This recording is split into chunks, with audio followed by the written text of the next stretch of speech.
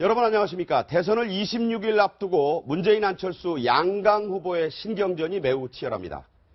자녀의 채용과 재산 논란에 이어 부인들도 고가의 가구 구입과 채용 특혜 의혹에 휩싸였습니다. 최순실 씨가 딸 정유라 씨를 몰아붙인 민주당 안민석 의원을 죽어도 용서할 수 없다고 법정에서 성토했습니다. 박근혜 전 대통령이 의문사한 오촌 조카에 조문도 하지 않았고 박근령 씨도 조의금만 보내왔다는 주장이 제기됐습니다. 네, 전문가 네 분 모시고 얘기 나눠보겠습니다. 신지호 연세대 개건 교수, 김광산 변호사, 서양호 두문정치전략연구소장, 노영희 변호사 나오셨습니다. 어서 오세요. 네, 안녕하세요. 체포된 고영태 씨가 검찰에 출석을 했고 이재용 삼성전자 부회장 그리고 최순실 씨도 오늘 법정에 나왔습니다. 지금 이제 모습 보고 계신데 고영태 씨 어제도 이제 여러 가지 그 주장을 했잖아요. 체포 적부심을 청구했는데 받아들여질까요? 김 변호사님? 일단 뭐 그거 단언적으로 좀 얘기하기 어렵고요. 네. 일단 체포영장을 발부받은 곳이 이번에 검찰 특수본 2기가 아니고 형사 7부에서 체포영장을 발부해서 체포한 것으로 알고 있어요. 그런데 사실 이제 변호인 측과 검찰 측의 주장이 상당히 틀리죠. 검찰 측에서는 뭐 한 일주일 전부터 계속 소환을 위해서 전화를 했는데 전화를 받지 않았다는 것이고, 변호인 씨 입장은 뭐 변호사의 선임계를 우편으로 제출을 했고, 또 어떤 소환 날짜에 대해서 서로 조율을 했는 와중에서 체포를 했기 때문에 이건 체포의 어떤 요건에 해당하지 않는다 이렇게 반발하면서 체포 적부심을 신청을 했어요. 그런데 그 부분을 그렇게 봐야 할 것 같아요. 일단 우리가 아는 것처럼 범죄 사실 자체가 인천 본부 관세청장이 어떤 승진과 관련해서 2천만 원 받은 것도 있고, 네. 또 일부 뭐 사기와 관련된 부분도 있는 것으로 보입니다. 그런데 그게 8천만 원인데 경찰에서 무혐의로 송치를 했다고 그래요. 그러니까 그 부분은 죄를 인정되기 어려운 부분이 있고, 또 경마와 관련해서 이제 도박 사이트를 운영했다는 그런 우리가 알지 못하는 이제 범죄 사실이 여러 가지 있는 것 같아요. 개인적인 문제죠. 그렇죠. 그래서 단순한 2천만 원에 대한 어떤 알선수재나 이제 변호사법 위반과 관련된 부분이 아니고, 네. 그 양이 좀 많지 않느냐, 범죄의 양이. 이제 그걸 좀 봐야 할 것 같고, 이제 중요한 부분은 그런 게 되겠죠. 일단 소환에 응할 의사가 있었고, 자진해서 갈 수 있었음에도 불구하고, 검찰에서 왜 이렇게 급박스럽게, 아무런 이유 없이 체포를 한 것인지, 이제 그 부분에 대해서 과연 이게 적법한지, 적합한지, 이제 그 부분을 판단을 할 가능성이 있기 때문에 뭐 두고 봐야 할 것 같습니다. 네, 고영태 씨 저희가 항상 청문회에 출석할 때나 그럴 때 양복 입은 모습만 보다가 지금 마스크를 끼고 포승지를 묶인 채 지금 모습을 드러냈거든요. 굉장히 지금 상황이 많이 달라진 것 같다 이런 생각이 들어요. 어쨌든 검찰에서는 구속영장을 오후에 신청할 수 있다 이렇게 얘기를 하고 있거든요. 어떻게 보세요? 그렇죠. 이제 영장을 청구해서 기소를 하겠다라고 하는 방침인데, 그렇게 되면 이제 체포영장이 적법했느냐 안 했느냐, 혹은 체포 집행이 적법했냐의 문제도 상관이 없어지는 부분이 있어서요. 네네.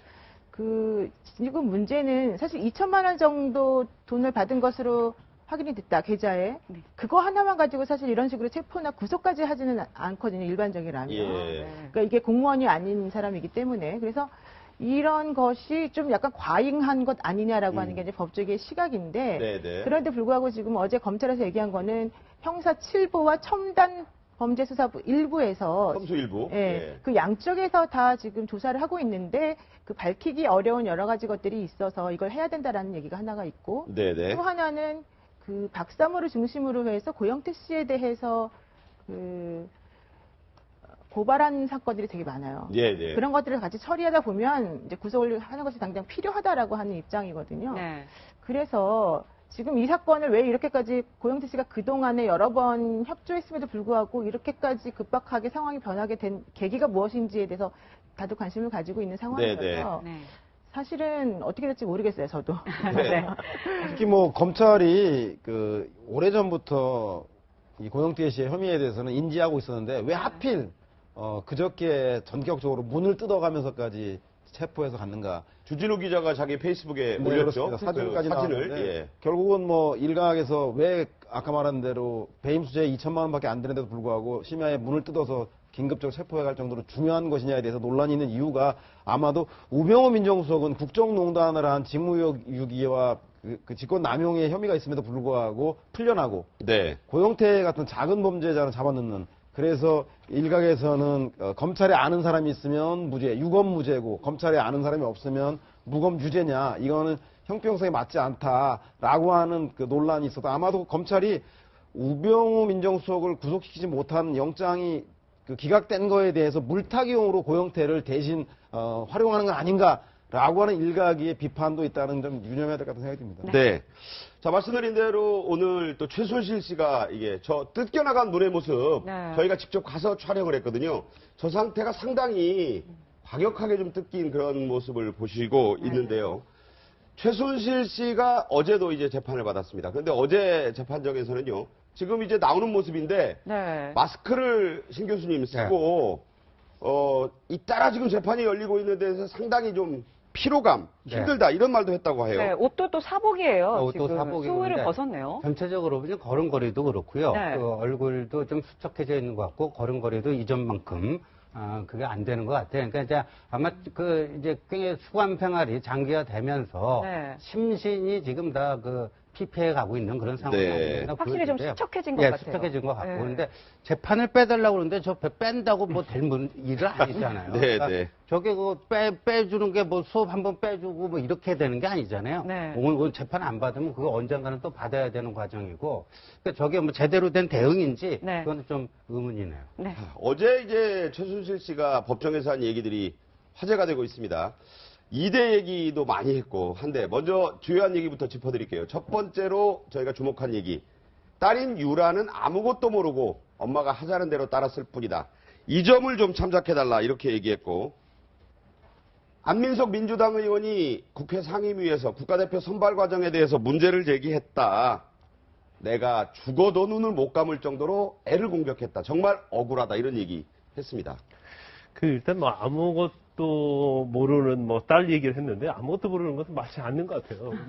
이 사실 2대 입학과 과정에서 다 같이 협의해서 한 거잖아요. 그래서 면접 볼 때도 금메달 가지고 들어가라. 어떻게 하라. 다 지시한 걸 정유라 씨 그대로 따라서 한 것이고 또 지금 덴마크에 있으면서도 어떻게 보면 지금 최순실 씨가 구치소에 있긴 하지만 변호사를 통해서 다 대응을 잘하고 있잖아요. 그래서 실질적으로 일반적으로 어떤 입학 과정에서 딸이 그냥 수동적으로 한 거와는 좀 다르게 봐야지 않나 그런 네. 생각이 좀 들고요. 그다음에 안민석 의원과는 아마 평생에 잊지 못할 견혼지간이 될 가능성이 크다고 봅니다. 왜냐하면 네. 안민석 의원의 어떤 이제까지 최순실 씨와 관련된 정유라 씨와 관련된 부분에서 국회의원 중에서 안민석 씨가 제일 앞장서 왔고 제일 중요한 그런 증거도 내밀었고 또 박근혜 전 대통령과 최순실 씨의 관계에 대해서도 또 많은 걸 또 제보를 해서 사실 수사뿐만 아니라 국회 청문회에서도 굉장히 많은 역할을 했지 않습니까? 그래서 본인들 입장에서는 굉장히 안민석 의원이 원수처럼 느껴졌다고 보고요.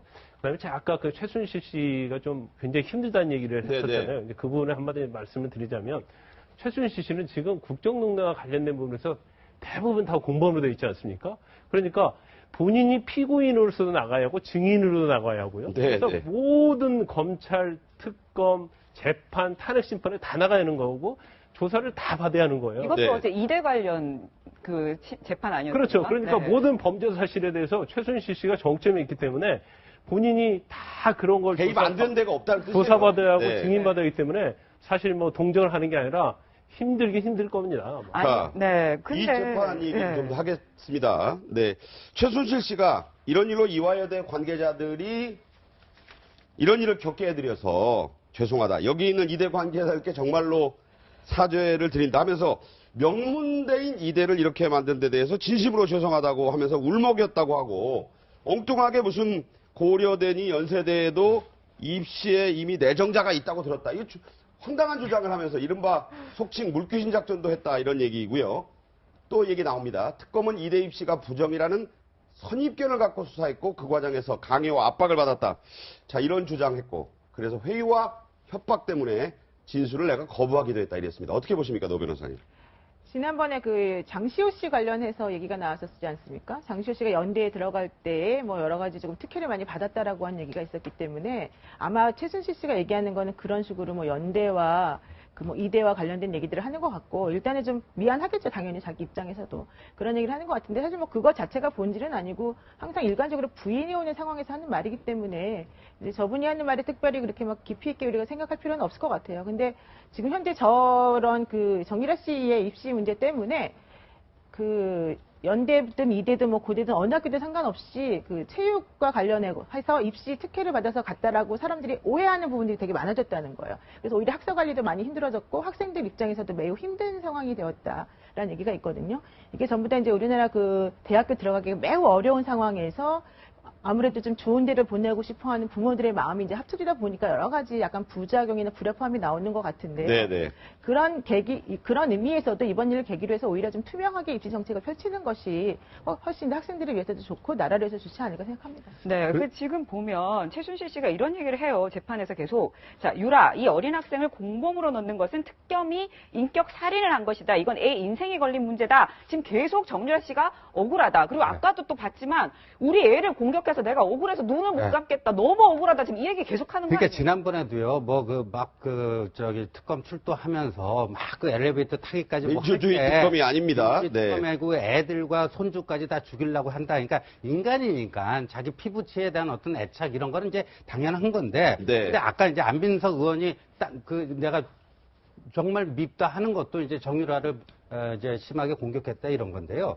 근데 저는 최순실 씨가 명문사학 이화여대를 이렇게 만들어갖고 죄송하다 그랬는데 구체적으로 뭐가 죄송하다는지가 없어요. 네. 그래서 구체적으로 뭐가 죄송하다는 게 없는 게 이게 별 법률적으로는 의미가 없다라는 거죠. 예를 들면 박근혜 전 대통령과 이재용 부회장 사이에서는요. 이게 상호가 주고받은 뇌물죄가 적용될 걸지 아니면 정치 권력의 부당한 외압에 의해서 강요에 의해서 어쩔 수 없이 금전을 토해낸 그러니까 가해자 피해자 관계로 될지 네. 이게 굉장히 중요한 것처럼 이 최순실과 이화여대 관계도 비슷하거든요. 그러니까 네. 이화여대가 전혀 그런 뜻이 없었는데 최순실의 어떤 그 외압에 의해서 그러니까 정치 권력 앞에서 깨갱하는 어떻게 뭐 이런 것 때문에 뭐 한 건지 아니면 이화여대도 이게 또 최순실 딸을 끌어들임으로써 딴 거를 좀 챙기려고 하는 그런 대가성 관계가 있었던 건지 이런 게 밝혀져야 되는데 최순실이 보면 이대에 대해서 미안한데 뭐를 어떻게 잘못했는지는 구체적인 얘기는 한마디도 안 하고 있습니다. 자, 눈을 감을 때까지 용서할 수 없다는 게 바로 민주당의 안민석 의원에 대한 얘기인데 국회 청문회 때의 모습을 한번 보여드리고 얘기 나누겠습니다. 남궁곤 증인, 이 증인은 김경숙 증인에게 정유라가 수시 모집 지원했다는 이야기를 들었다고 했습니다. 맞습니까? 승마 얘기하고 유망주 얘기를 하고 아시안 게임 얘기를 하시고 그다음에 정윤혜 씨 딸이 저희 학교에 지원했는지 모르겠다고 넌지시 말씀을 하셨습니다. 김경숙 증인 맞습니까?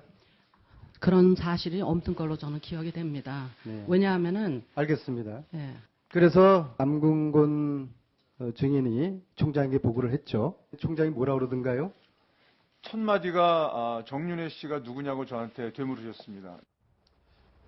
안 의원이 참 집요하게 묻긴 했어요. 네, 그 최순실 씨는 그동안은 검찰을 상대로 한 신문과 관련된 신문을 대상으로 실험했다면 이제는 재판부를 향해서 소위 말해서 법정 투쟁을 하고 있는 중인데 그중에 가장 중요한 게 검찰에 조사받았던 것이 강압에 의해서 조사를 받았다라는 부분하고 그리고 증거가 수집 절차가 올바른 방법의 절차 방법을 갖지 않았다는 문제 그리고 이 사건이 정치적인 의도가 있다. 이 세 가지를 집중적으로 재판부에 설득하는 것 같은데 그중에 바로 정치적인 문제의 배경이 있다. 즉 야당이 공연한 문제로 정쟁을 삼기 위해서 박근혜 대통령을 공격할 목적으로 안민석 의원이 앞장서고 있다고 하는 정치성을 부각할 목적으로 안민석 의원을 끌어들였는데 사실 이 문제는 안민석 의원이 정쟁 목적으로 먼저 밝힌 게 아니라 아시안 게임의 국가입니다. 그리고 그 정도 중에 일부가 국회 문화체육관광위원회 소속 의원들에게 감에 따라서 그 의원들이 해당 시기에 국정감사에서 이 문제를